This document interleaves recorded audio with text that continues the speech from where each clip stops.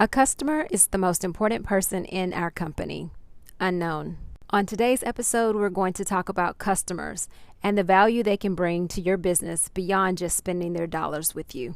Welcome to the Stitched for Success podcast, where we are teaching business and life lessons that will help you launch, grow, or scale your creative business.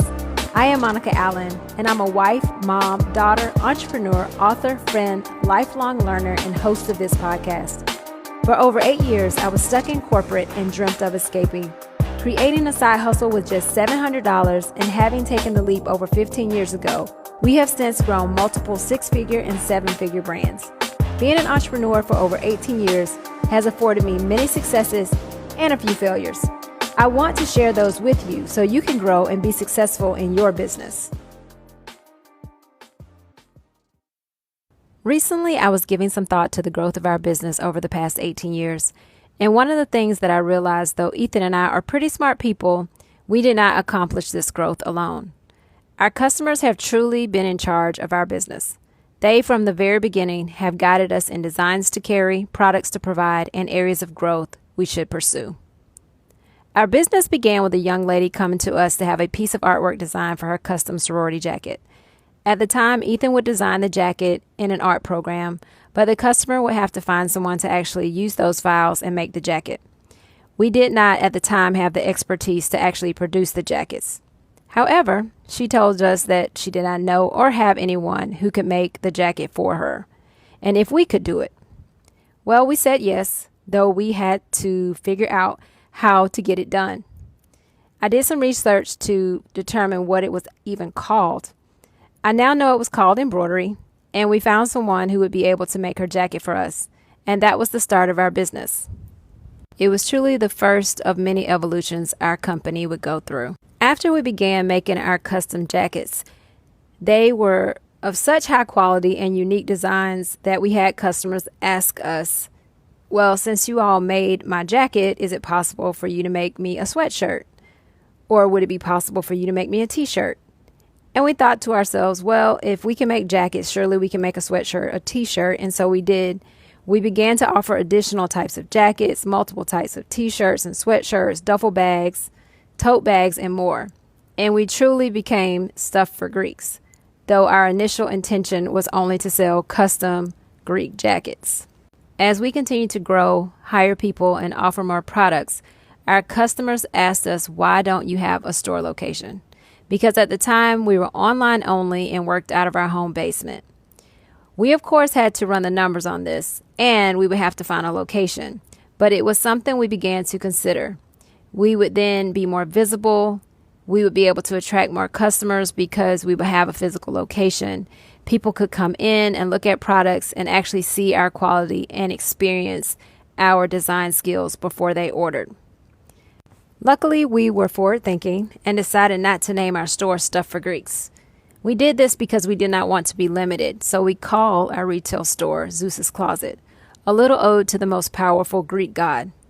Then, once we had the physical location, one day we had a costume designer walk in and ask if we could make some t-shirts for a movie starring Nicolas Cage, and we said, yes, we can. This was confirmation to us that we could make money doing things outside of the fraternity and sorority market. We said yes, and our customer Peggy has come back many times after that for different movies that she's working on. Shortly after that, customers began to ask us if we would be able to do something same day or next day. People have a need for immediate gratification, so they didn't want to wait our normal production time.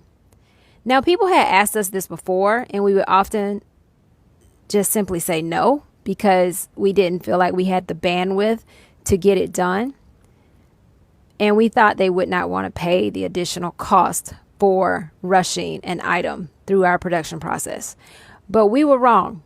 People were willing to pay more to get things faster. And since then, we've added faster production times to our menu of options for an additional cost, of course. Now, all of these additions and changes to our business, of course, did not take place overnight. They were all gradual. They were all over 18 years of building our business. And you may ask, why are we talking about this right now? But truth be told, Ethan and I often talk about how our customers have really built our business. because we always have the goal of providing them what they ask for. And so that being the case, I have just 3 tips I'd like to leave you with as you continue to grow your business, or if you're in the start of launching your business or scaling your business. These are things you want to keep in mind. And the first one is listen to your customer. Now, we all hear this. You should listen to your customer. Listening to your customer is extremely important. Now, that doesn't mean you're going to do everything that they ask you to do, because it has to make sense for your business. You have to, one, run the numbers, and then you also have to make sure that it's in line with your values, your core values, and the mission of your business.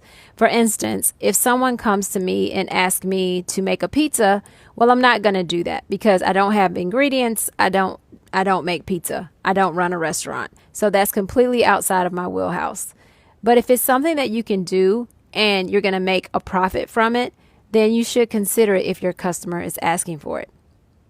Tip number 2. Get to yes. If, again, the numbers make sense. One of our internal mantras in our office is get to yes. And we've had this for a long time. Our entire team embodies it, even without us saying it. Because a customer can bring us something that's complex. And I have an example.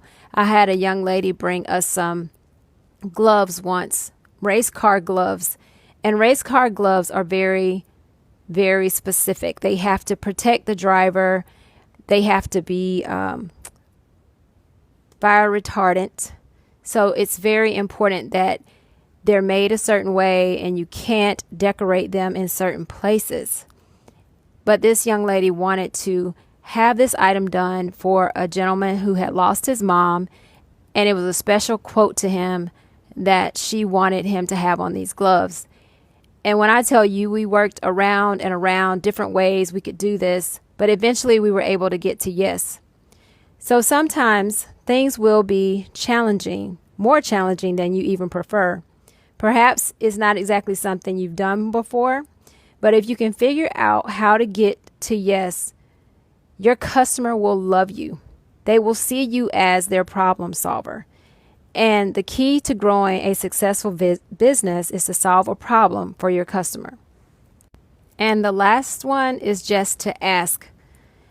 We provide our customers with a survey after they receive an order, and we ask them about their experience with our company, the experience with the product. And though sometimes the surveys do not have things on them that I like to hear, because oftentimes we already know our issues. We already know our problems that need to be solved. But it's always good to get feedback, both positive and negative. There is a quote by Bill Gates that says, "Your most unhappy customers are your greatest source of learning." And this is so true. We have made modifications to our proofing process due to things that may have gone wrong with the customer. We've made modifications to emails because of things that we didn't notice prior to sending it out, or an error that someone didn't understand, and we could fix that going forward. None of us like unhappy customers, but they help us to grow and ultimately make our companies better. So customers are vital in building your business, not in just shopping with you so you can make money and ultimately a profit, but they can be a great source for giving you a roadmap to how you should grow going forward. Where are the conflicts or bottlenecks or pain points in your industry, and how can you solve them?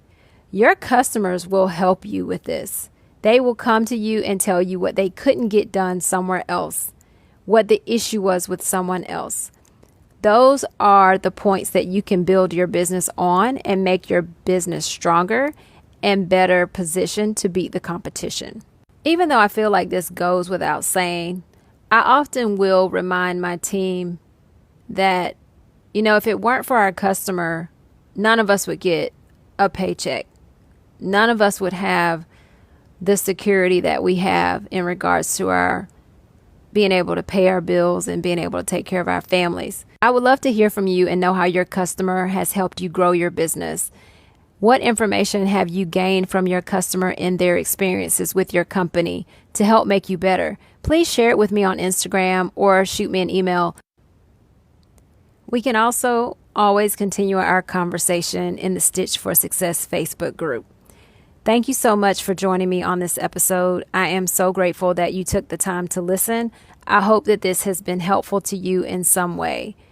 Remember, your customer is extremely important, and not just because they help you make money, but because they can also help you grow and direct your path. Please feel free to continue this conversation with me on Instagram as well.